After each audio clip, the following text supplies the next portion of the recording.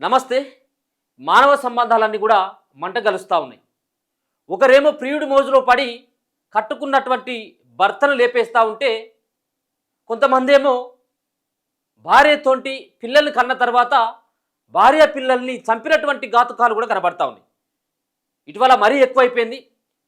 అసలు వాళ్ళు భార్య భర్త కడుపులో పుట్టినటువంటి పిల్లల లేకపోయినట్టయితే వాళ్ళ తల్లిదండ్రులు అన్నటువంటి అది కూడా ఒక మానవత్వాన్ని మర్చిపోయి అత్యంత దారుణాలకు పాల్పడుతూ ఉన్నారు.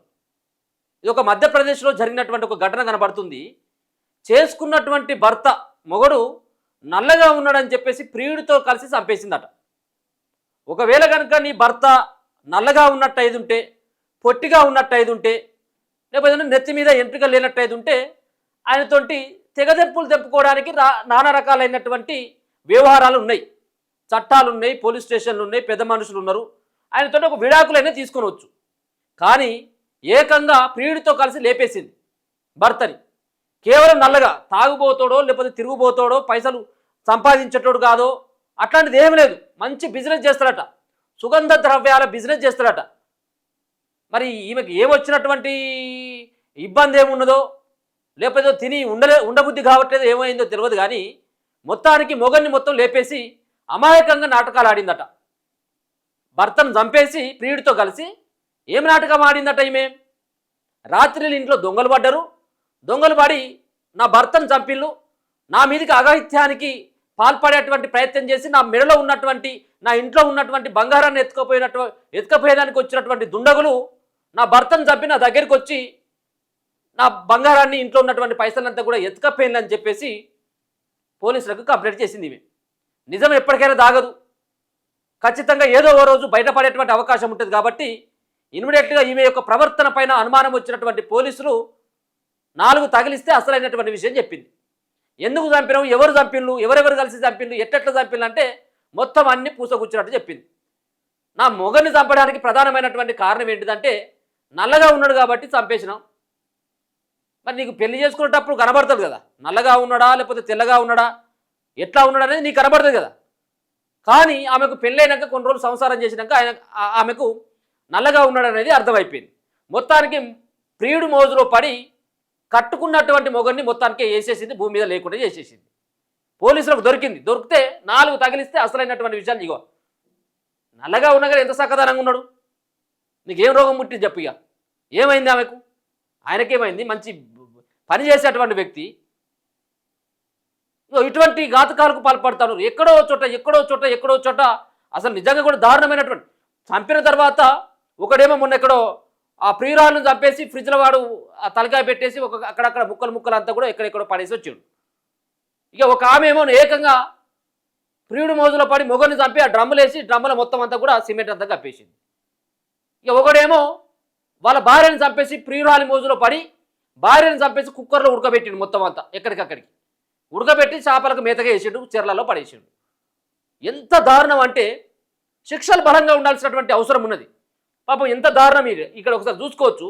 ఆమె ఆడినటువంటి నాటకం మొత్తం అంతా కూడా పోలీసులు 4 తగిలిచ్చిన తర్వాత కాల్ డేటా బయటపడితే ప్రియుడితోటి సంభాషించి ముందుగానే ఆ ఎవరైతే ప్రియుడు ఉన్నాడో వారితో ముచ్చట పెట్టి నేను రాత్రికంతా కూడా తలుపులు ఓపెన్ చేసి పెడతా, గొల్లెం గిల్లెం ఏమేం తాళం గిట్ల ఏం లోపల ఏం పెట్టను, నా భర్త ఒక్కడే ఉంటాడు, నువ్వు లోపలికి రా, డోర్లు తెరిచే ఓపెన్ చేసి పెడతా అని చెప్పేసి ముందుగానే ఆ ప్రియుడితో మాట్లాడింది. ప్రియుడితో మాట్లాడి చలో రాత్రిలు కాగానే ప్రియుడు లోపలికి వచ్చిండు. ఇద్దరు అనుకున్నట్టుగా ఆయన పని కథం చేసిండు. మళ్ళీ ఏం తెలియనట్టుగా వాడు అటుపోయింది. ఇవి ఇంట్లోనే ఉండి వగలేడు ఏడ్చుకుంటా మళ్ళీ పోలీస్ స్టేషన్కి పోయి నాకు ఏం తెలియదు, నేను శుద్ధ పూసనని చెప్పేసి చెప్పిందట ఆమె. చూడు, మధ్యప్రదేశ్లో జరిగింది ఇది. మధ్యప్రదేశ్లోని థార్ జిల్లాలోని మానవ సంబంధాలు మంట కలిసేలా ఓ మహిళ తన భర్తను అత్యంత దారుణంగా హత్య చేయించింది. సుగంధ ద్రవ్యాల వ్యాపారం చేస్తూ కుటుంబాన్ని పోషిస్తున్నటువంటి దేవకృష్ణ అనేటువంటి యువకుడిని తన భార్య ప్రియాంక పురోహిత్ పక్కా పథకం ప్రకారం ప్రియుడితో కలిసి అంతమొందించింది.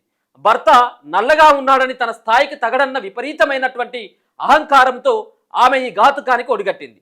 తన ప్రియుడు కమలేష్తో కలిసి జీవించడానికి భర్త అడ్డుగా ఉన్నాడని భావించి సురేంద్ర భాటి అనే కిరాయి అంతకుడికి ₹1,00,000 సుఫారిచ్చి ఈ హత్య చేయించింది. హత్య జరిగినటువంటి రాత్రి ప్రియాంక కావాలనే ఇంటి తలుపులు తెరిచి ఉంచి హంతకుడు లోపలికి రావడానికి సహకరించింది. దేవకృష్ణను విచక్షణ రహితంగా పొడిచి చంపిన అనంతరం ఈ ఘటనను దోపిడిగా చిత్రీకరించేందుకు ఆమె ప్రయత్నించింది. దొంగలు వచ్చి తనను బంధించి నగలు దోచుకెళ్లారని పోలీసులను నమ్మించేటువంటి ప్రయత్నం చేసింది. అయితే ఆమె మాటల్లో పొంతన లేకపోవడంతో కాల్ డేటాలో ప్రియుడితో జరిపినటువంటి సంభాషణలు బయటపడడంతో పోలీసులు గట్టిగా విచారిస్తే అసలైనటువంటి విషయం బయటపెట్టింది. ప్రస్తుతం ప్రియాంకతో పాటు ఆమె ప్రియుడిని పోలీసులు అరెస్టు చేసినట్లు కన్న కొడుకును కోల్పోయిన తల్లి నిందితులకు ఉరిశిక్ష వేయాలని కన్నీరు మున్నీరుగా విలపిస్తా ఉన్నది. కన్న కొడుకును కోల్పోయింది కాబట్టి ఆ తల్లి ఏవైతే ఉన్నారో వాళ్ళ భర్త ఏది దేవకృష్ణ ఎవరైతే ఉన్నారో ఆ దేవకృష్ణ తల్లి ఆమెకు ఉరిశిక్ష చేయాలి వీళ్ళిద్దరికి అని చెప్పేసి ప్రియుడుకుని వారికి అని చెప్పి ఆమెకు అని ఆమె కూడా డిమాండ్ చేస్తూ ఉన్నది. మరి వేయాల్సిందే కదా వీళ్ళకు. పాపం అభం శుభం తెలియదు, భార్య లోకం అని చెప్పేసి ఆమె సర్వస్వం అని చెప్పేసి బతుకుతున్నటువంటి భర్త పట్ల కనీసం కనికరం లేకుండా, మానవత్వం లేకుండా మొత్తం విచక్షణ రహితంగా పొడిసి చంపేస్తే ఏంది భార్య భర్తకు ఉన్నటువంటి విలువలు ఏంటిది చెప్పండి? ఎక్కడికి పోతుంది సమాజం అంతా కూడా? ఎటువైపు వెళ్తా ఉన్నది? ఇంత ప్రియుడి మోజులో పడితే వాడితో పోకపోయినావు, మరి సపరేక ఉండపోయినావు, అటే ఉంటే అయిపోవు కదా. అది కూడా కుదరకుండా చంపాల్సినటువంటి అవసరం ఎందుకు వచ్చింది? నిజంగా నిన్ను టార్చర్ పెడుతున్నాడనో అదనపు కట్నం అది కూడా తప్పే కాదనటం, అది కూడా లేదు కదా. కేవలం నల్లగా ఉన్నాడని చెప్పేసి నువ్వు పొడిసి చంపినావంటే మరి నేనేమనాలిగా? సో ఇటువంటి ఘటన మధ్యప్రదేశ్లో జరిగిందట.